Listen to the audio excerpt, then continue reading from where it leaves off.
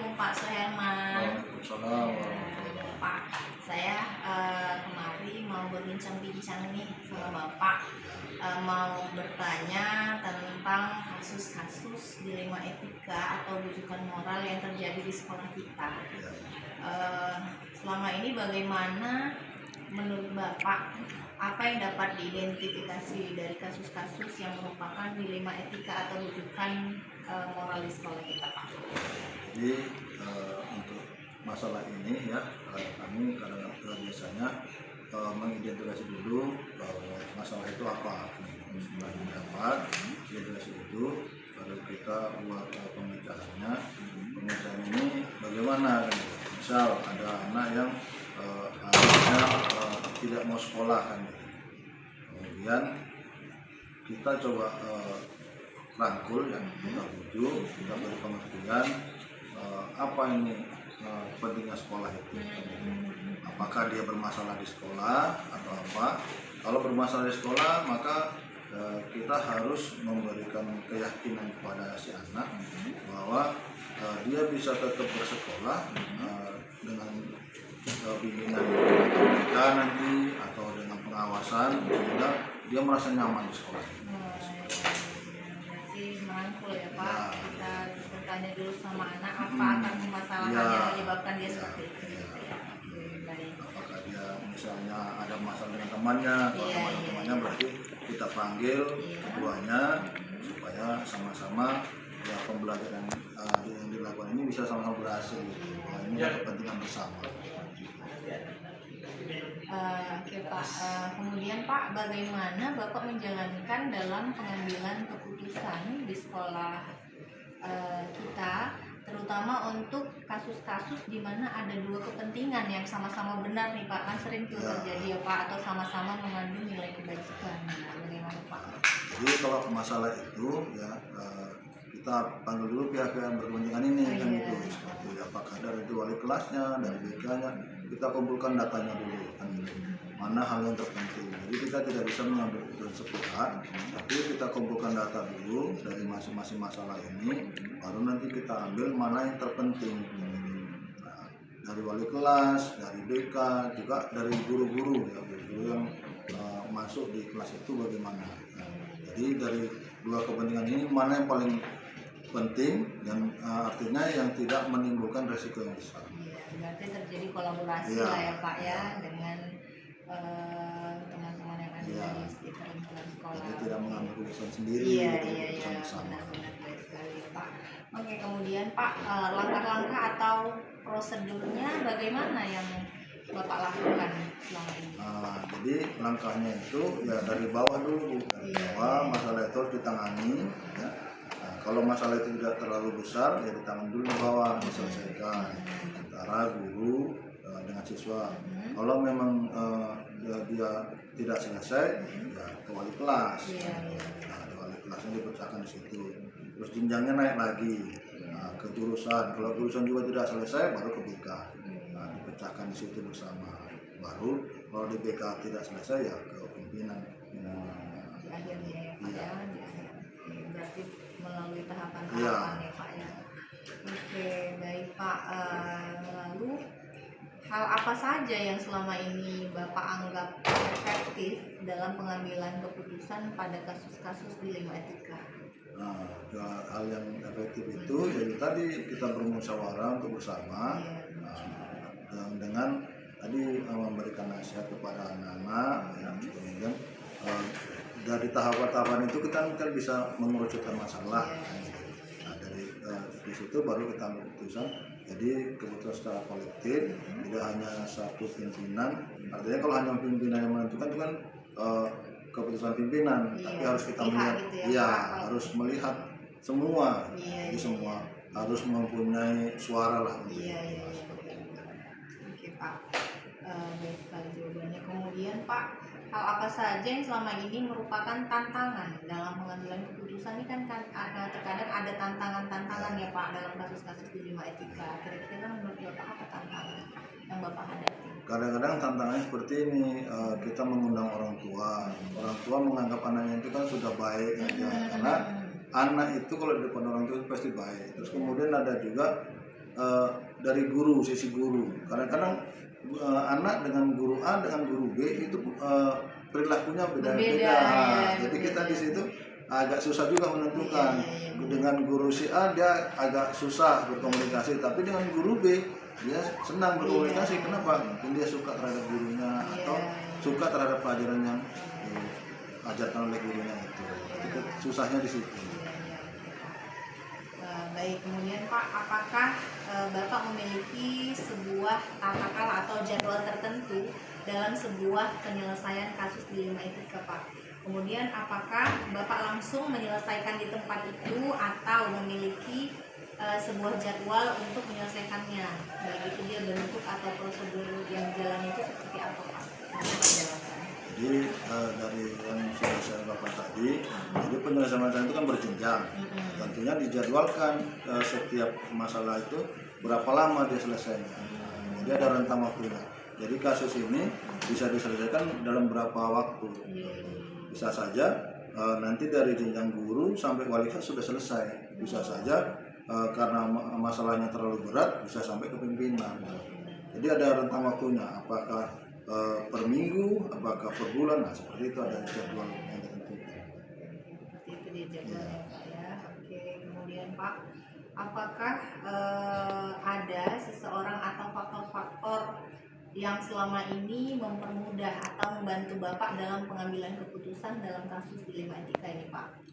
Jadi kalau masalah ini itu yang sering saya ajak diskusi, biasanya itu di BK. Karena BK itu kan mereka sebetulnya tugas BK ini kan mencegah terjadi masalah. Jadi mereka yang mengetahui seluk-beluknya, sehingga mereka yang sering saya ajak diskusi. Tim BK ya Pak ya. Oke, satu lagi nih Pak, yang terakhir pertanyaan dari saya.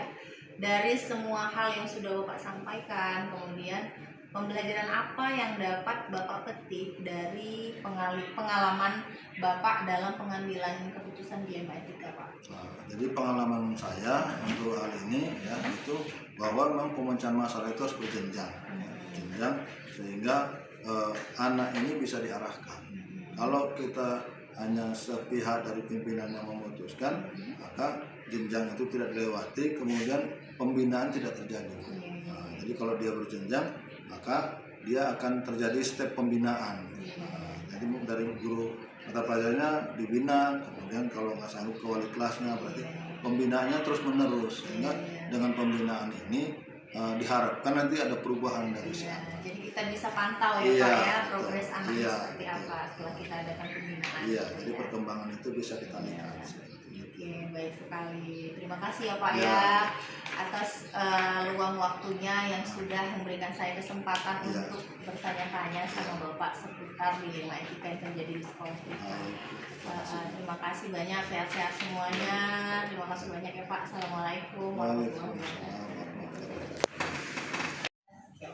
Selamat siang Pak Mangoloy. Baik, selamat siang. Ya, terima kasih ya Pak ya sudah memberikan saya kesempatan untuk hadir ke sekolah Bapak. Ini SMK S Harvard ya Pak ya, untuk berkunjung mau bertanya-tanya seputaran dilema etika atau rujukan moral tentang kasus-kasus itu yang terjadi di sekolah Bapak. Oke Pak, langsung saja yang saya tanyakan yang pertama, bagaimana menurut Bapak atau apa yang dapat Bapak identifikasikan kasus-kasus yang merupakan dilema etika atau rujukan moral di sekolah Bapak? Nah, baik. Jadi kalau kasus-kasus di sekolah ini kan beragam tentang etika. Jadi etika yang dimaksudkan di sini ada etika moralnya tentang dia perilaku di sekolah. Jadi perilaku di sekolah etika itu yang pertama sekali dia kadang dia melawan ya, khususnya melawan guru. Jadi kan kita kalau ada siswa yang melawan ini kan kita harus ada proses. Melalui tahapan proses ini kita sudah lakukan bimbingan lah. Setelah melakukan bimbingan maka akan ada kesimpulan, karena setiap proses itu kan ada kesinambungannya dari tahap pertama, kedua, dan ketiga. Namun yang menjadi dilema nantinya sesudah kita proses tidak ada perubahan, maka kan kita harus ambil tindakan. Iya, betul. Nah, setelah kita ambil tindakan ini kita juga mikir nih, kalau seandainya kesalahan anak ini sudah fatal, harus kita kategorikan dia dikeluarkan dari sekolah kan begitu. Jadi kalau dia dikeluarkan dari sekolah, ada juga jadi beban sama kita. Bagaimana si anak ini nanti ke depannya?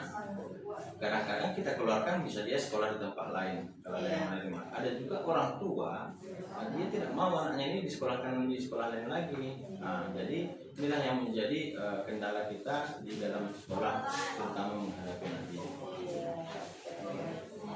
Kemudian Pak, bagaimana Bapak menjalankan pengambilan keputusan di sekolah Bapak yang saat ini Bapak pimpin, terutama untuk kasus-kasus di mana ada dua kepentingan yang sama-sama benar? Kan banyak tuh kita temui ya kasus yang sama-sama benar dan memiliki yang mengandung nilai-nilai kebajikan yang benar gitu. Bagaimana kira-kira menurut Bapak dalam pengambilan keputusan itu, bagaimana Bapak dalam menjalankan? Baik, jadi setiap keputusan itu kita harus ambil dari kebijaksanaan kita tanpa melanggar aturan dari sekolah. Jadi aturan sekolah itu harus jadi pedoman. Di samping satu sisi kita harus memperhatikan nilai-nilai yang lain lah. Nah, contohnya kan begini, anak ini harus kita kita keluarkan kan keputusan ini. Nah, jadi saat kita keluarkan ini di sekolah juga ada kepentingan yang lain, kepentingan seperti kami di swasta pastinya income sekolah kan berkurang. Betul. Jadi dengan anak ini keluar pasti pendapatan sekolah juga berkurang. Namun kami harus tetap ambil keputusan. Siapapun pasti harus mengambil keputusan. Dua-duanya penting. Tapi kan kita harus lihat progres ke depannya. Jadi kalau di manakala sudah melanggar atau menyalahi aturan dari sekolah, mau tidak mau, namun harus seperti di awal tadi prosesnya ada proses pembinaan, ya, peringatan pertama, kedua dan ketiga, baru kita tindak. Saya kira seperti itu untuk mengambil keputusannya. Kemudian Pak, langkah-langkah atau prosedur seperti apa yang biasa Bapak lakukan selama ini? Ya, dalam mungkin pengambilan keputusan. Ya, mungkin dari tahapan penguatan 1-2 mungkin sudah terjawab juga ya. Ya, jadi langkah-langkahnya tadi kita panggil, kita coba berkomunikasi secara matang dari BP dan nanti ke wali kelasnya, baru nanti kita panggil orang tua. Sesudah itu nanti sampai ke orang tua kita bikin perjanjian. Jadi perjanjian pertama, perjanjian kedua, dan yang terakhir kita harus tindak. Begitu ya Pak ya.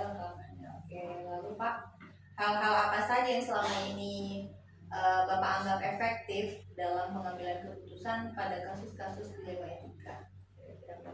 Baik, jadi langkah-langkah yang efektif itu di mana kita harus tegas sesuai dengan rule-nya, aturannya sekolah itu seperti apa.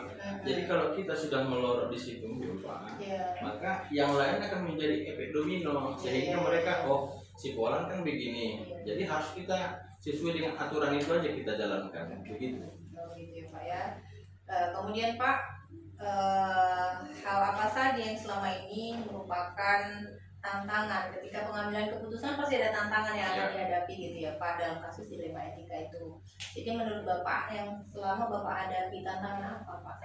Kalau tantangan ini ya pastinya kalau kami yang di swasta ini kan kami berhadapkan dengan yayasan. Gitu ya. Jadi kalau namanya sudah dengan yayasan, yayasan kan dia profit harus naik ya. Iya benar. Pasti dia bertanya ya. Kenapa gitu? Tapi kan kita dengan berikan penjelasan, maka saya pikir tantangan itu bisa menjadi lebih mudah dicari solusinya karena kita sudah kasih keterangan kepada yayasan. Walaupun contohnya apa efeknya kalau ini dilakukan, apa efeknya kalau ini tidak dilakukan. Setelah kita berikan keterangan, maka saya pikir tantangan tersebut bisa menjadi kita cari solusi. Gitu ya. Oke, selanjutnya Pak, apakah ada Bapak memiliki sebuah tata kala atau jadwal tertentu dalam pengambilan keputusan atau dalam penyelesaian kasus dilema etika? Kemudian apakah ketika permasalahan itu ada, Bapak selesaikan di tempat itu juga atau Bapak memiliki jadwal tertentu untuk menyelesaikannya? Kemudian bentuknya seperti apa prosedur yang sudah Bapak jalankan? Ya. Jadi tidak ada ya aturannya harus kapan kita ambil keputusan, tidak ada. Cuman berjalan sesuai tadi itu langkah-langkahnya itu ya. Kapan contohnya hari ini nanti melakukan kesalahan. Artinya kan kesalahan itu tidak terjadwal kan ya. Jadi nggak bisa kita tentukan pada saat ini enggak. Kita memutuskan itu pada saat sesuai prosedurnya. Contohnya udah peringatan pertama, kedua, baru yang ketiga. Berarti pada saat kasus itu ya Pak ya? Iya, pada saat kasus tersebut ada.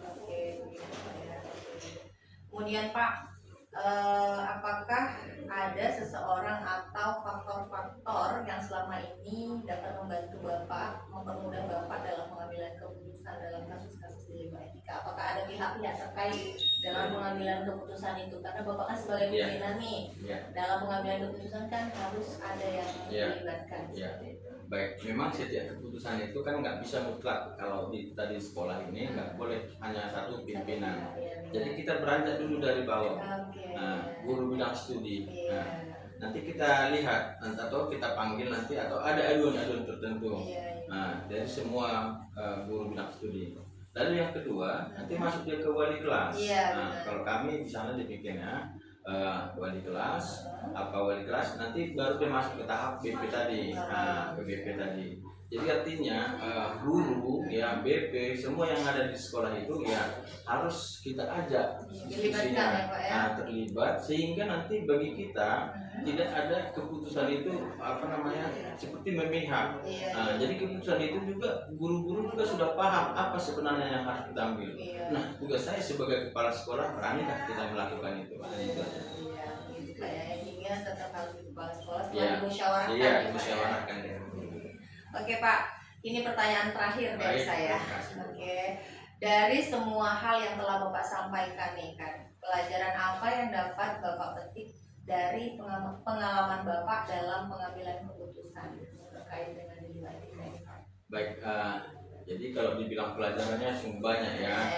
Jadi kadang-kadang pada saat pengambil keputusan ini yang kita bisa petik itu kita bisa memberikan suatu solusi yang terbaik ketika si anak melakukan kesalahan.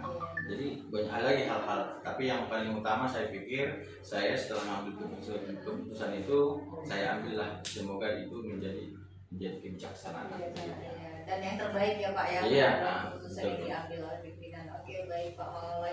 Terima kasih atas waktunya yang sudah mau menjawab berbagai pertanyaan dari saya. Terima kasih ya Pak ya, selamat siang.